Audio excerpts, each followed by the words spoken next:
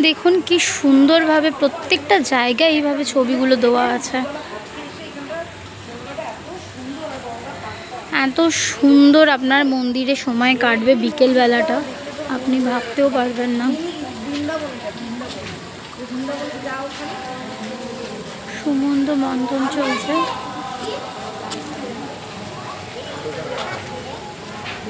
দারুণ।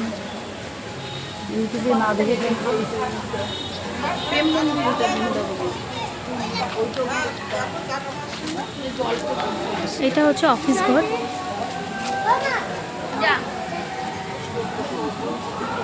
এই হচ্ছে অফিস ঘর। এখানে আপনারা নানা রকম তথ্য পেয়ে যাবেন। এই মন্দিরটি সবে 6 মাস হয়েছে, তৈরি হয়েছে। তো এখনও এখানে ভোগের ব্যবস্থা বা প্রসাদের ব্যবস্থা হয়নি। আস্তে আস্তে ধীরে ধীরে সব কিছু হবে। অবশ্য এখানে থাকার ব্যবস্থাও রয়েছে খুব সুন্দরভাবে।